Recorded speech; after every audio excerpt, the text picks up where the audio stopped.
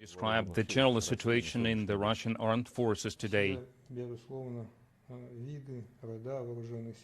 All types of the armed forces are carrying out their duties in accordance with the Constitution of the Russian Federation and orders of the Supreme Commander-in-Chief, our President. How the situation is in Ukraine, if you could give us some details about that.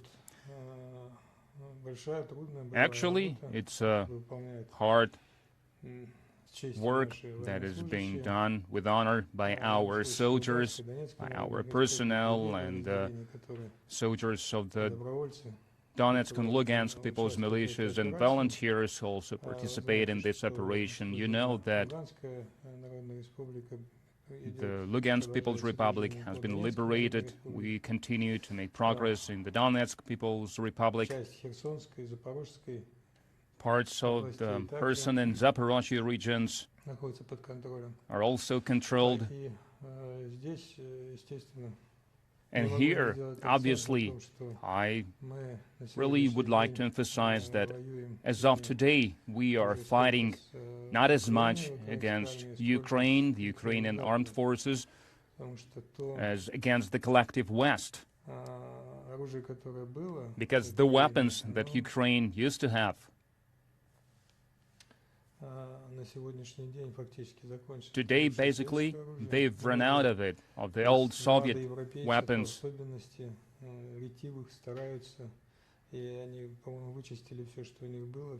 And all the Europeans, they have took out from their stocks to transfer it to them, but we keep destroying that, and now the time has come when we are truly fighting against the collective West, eventually with NATO, or NATO and collective West, we can put it this way. And when we are saying about this, we mean not only the weapons that is being supplied in huge numbers, in huge volumes. Of course, we are finding ways to counter these weapons, but the systems that they have, communication systems, data collection system, reconnaissance systems, satellite reconnaissance systems, just imagine.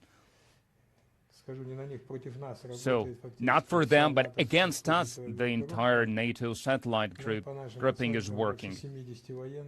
By our estimates, more than 70 military and more than 200 civilian satellites are working to perform reconnaissance on location of our units.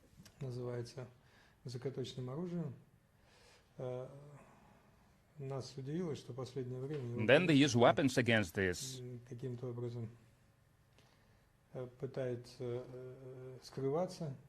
What came as a surprise to us is that they are trying to hide how many weapons they have. Maybe it's a secret to laymen, but not to us. We understand why they want to hide it from the general public, because more and more often, or basically daily, we can see the strikes with these weapons against civilians. Just yesterday, civilians died after the strike of such weapons, and it was not the first time it happened. They are striking against hospitals. They are targeting the places where people are gathering. We thought they are not keeping these weapons under control, but it's the other way around. They are doing everything that their Western leaders and instructors are telling them. There is the 150 people, the entire command, the Western command, that is sitting in Kiev, and they are controlling and leading all these things, all these operations. And we understand that initially the armed forces of Ukraine, they were, well, some 201, 202,000 people, and over this time their casualties are more than 100,000 people, more than 60,000 died and more than 40,000 wounded. These are substantial losses. If we talk about the army of some more than 200,000, it's the half of the army, basically. There are losses, there are casualties. That's why they have already launched the fourth wave of the mobilization. They have mobilized almost 300,000. And as you probably can see on various channels, in various media, they continue to do this work along various avenues, from the beach to the railway stations. As they say, they are trying to catch people, hunt down people. And I can't help but mentioning here about the instructors. Not just instructors, but mercenary instructors who joined them, and as of today, there are some more than 1,000 who are there. Some of them left, some of them died, more than 2,000 died of mercenaries. But they were trying to make their contribution, and the main thing is not that they have come, but basically they are being hired with the state support, and the states they are coming from, basically they are recruiting these mercenaries. Or they're looking the other way when those who are recruiting these people are doing their job. And I can't help but saying, we haven't been speaking about that for some time now. I have to say about our losses as of today are 5,937 men who died.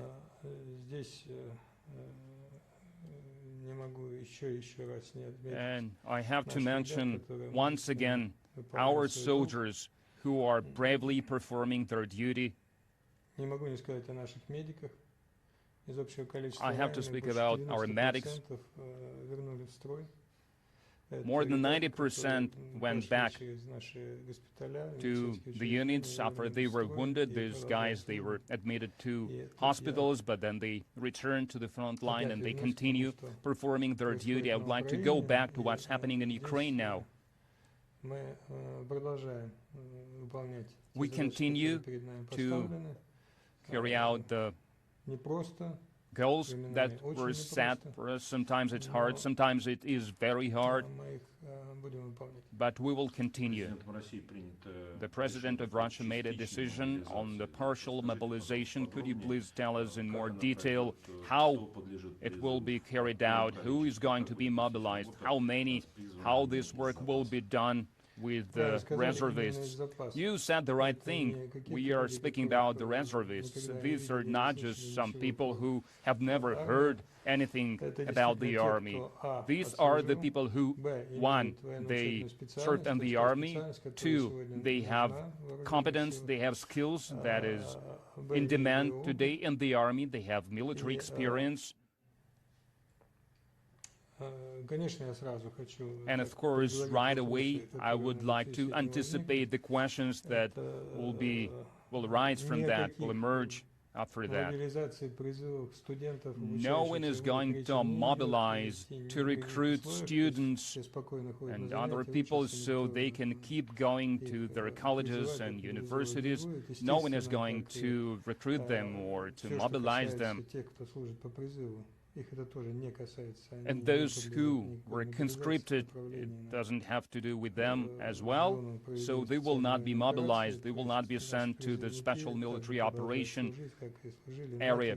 Our conscripts, they will continue serving as they have inside the Russian Federation. We have a huge mobilization reserve for those who have war experience, those who have necessary competence and skills. We're speaking about almost 2.5 million people. So this partial mobilization is like 1%, maybe slightly more than that, 1.1% maybe, of the total number of our mobilization reservists. The contact line, you can describe it as a front line. It exceeds 1,000 kilometers. So obviously, along this line and behind this line, it has to be strengthened, it has to be consolidated. These territories should be controlled, and first of all, that's why it is done. I mean the partial mobilization. Of course, after they will be mobilized, they will have training or retraining. They will undergo as well all the necessary training within their unit, within their platoons or other type of units, and only after that